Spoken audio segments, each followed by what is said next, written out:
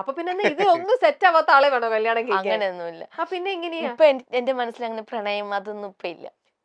എന്നാലും അതെന്തോ ഒരു എസ്കേപ്പിസം ആണ്. അന്ന് നീ അറിയുന്നത് അല്ല, അങ്ങനെയല്ല. അങ്ങനെ ഞാൻ ജീവിതം തമ്മിൽ അങ്ങനെയൊന്നുമില്ല. നല്ല ഫ്രണ്ട്സ് ആയിട്ട് പോവുകയാണ്. പിന്നെ അത് അസൂയപ്പെടുന്ന കുറച്ച് പേര് കാണും. അവരൊക്കെയാണ് ഇങ്ങനെ ഉണ്ടാക്കി പറയുന്നത്. അപ്പൊ ഇപ്പൊ എന്നോട് തൊട്ട് മുമ്പേ പറഞ്ഞു എന്റെ കല്യാണം വേറൊരാളായിട്ട് ഫിക്സ് ആയിരുന്നു. അതാരപ്പോ? അത് ആൾക്കാർ എന്നെ ഉണ്ടാക്കി പറയുന്നതാ. തങ്കച്ചേട്ടനായിട്ട്. പിന്നെ വേറെ ആരൊക്കെയാണ്? ഒത്തിരി പേര്, പറയാൻ പാടില്ലാത്ത ഒത്തിരി പേര്. അത് മാത്രമല്ല, എന്റെ കൂടെ ഏതെങ്കിലും ഒരു ഫാൻ ബോയോ അല്ലെങ്കിൽ ആരെങ്കിലും വന്ന് ജസ്റ്റ് ഒരു ഫോട്ടോ എടുത്തു കഴിഞ്ഞാൽ ആ പുള്ളിക്കാരൻ ഇൻസ്റ്റാഗ്രാമിൽ സ്റ്റോറി ഇട്ട് ഞാൻ അത് ടാഗ് ചെയ്തിട്ട് കഴിഞ്ഞാൽ പിറ്റേ ദിവസം യൂട്യൂബിൽ വരും, അനുവും ഈ ഒരാളുമായിട്ട് കല്യാണം ഉറപ്പിച്ചു, അനുവിന്റെ ഭാവി വരാൻ എന്നൊക്കെ പറഞ്ഞ് ഇറങ്ങുന്നുണ്ട്. അപ്പൊ അങ്ങനെ എത്ര എണ്ണം കേട്ടു? എത്ര പേര് ഒരുപാട് 10-15 പേര്. 15 പേരോ? എന്റെ അമ്മേ.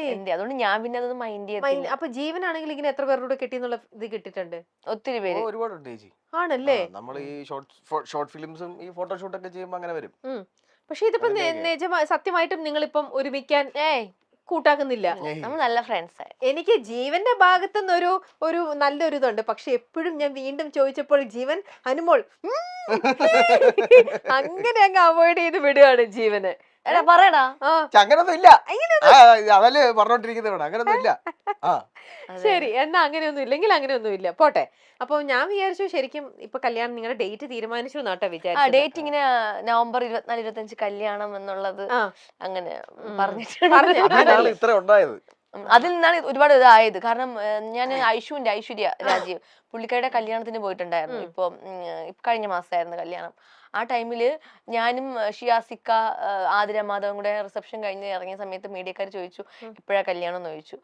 അനുവിനെ കല്യാണം കഴിപ്പിച്ച് വിടുന്നില്ലേ എന്ന് ചോദിച്ചു. അപ്പൊ ഷിയാസിക്ക പറഞ്ഞു അനുവിന്റെ കല്യാണം ഉടനെ ഉണ്ട്, നവംബർ 24-25 എന്ന് പറഞ്ഞു.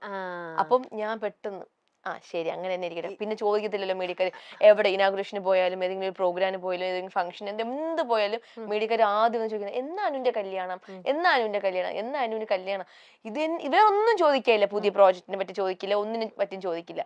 കല്യാണം ഇതിനൊക്കെ കല്യാണത്തിന് ഇത്രയും വലിയ പ്രസക്തി ഉണ്ടോ എന്ന് ഞാൻ ഇങ്ങനെ ആലോചിക്കുക. പ്രസക്തി ഉണ്ടോന്ന്. അപ്പൊ എന്ത് ചെയ്തു, എന്റെ കല്യാണം നവംബർ 24-25 തീയതി എന്ന് ഞാൻ അങ്ങ് പറഞ്ഞു. പിന്നെ അതിനുശേഷം ചോദിക്കത്തില്ല. ഇപ്പൊ ഞാൻ ഇനാഗുറേഷനൊക്കെ പോകുമ്പോ അത് ചോദിക്കില്ല. കഴിയുമ്പോ അന്നൊരാളുടെ കല്യാണം ഉണ്ട്.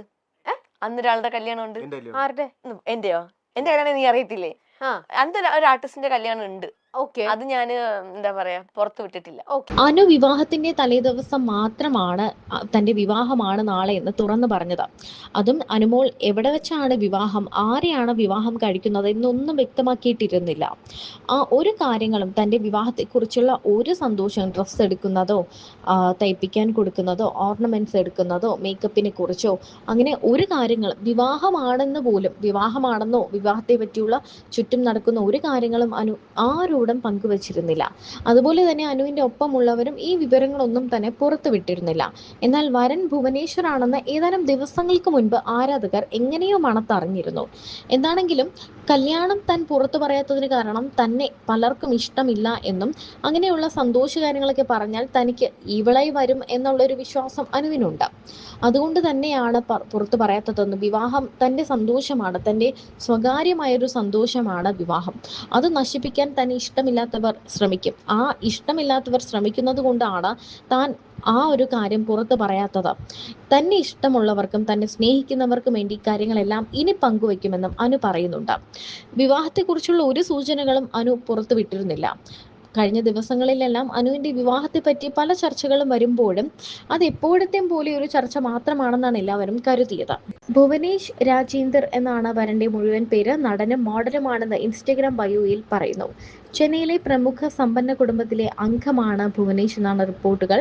സോഷ്യൽ മീഡിയയിലേക്ക് നോക്കിയാൽ 2019 മുതൽ ഇൻസ്റ്റഗ്രാമിൽ സജീവമായ ഭുവന് 1.39 ലക്ഷം ഫോളോവേഴ്സ് ആണ് ഇൻസ്റ്റഗ്രാമിൽ ഉള്ളത്. അതേസമയം ഭുവൻ ആരെയും തന്നെ ഫോളോ ചെയ്യുന്നുമില്ല. Modelling, acting, fashion, travel, lifestyle, fitness, content creation എന്നീ മേഖലകളിലാണ് ഭുവന് താല്പര്യം. റീൽ വീഡിയോകളിലൂടെയാണ് ഭുവൻ കൂടുതൽ പരിചിതനായത്.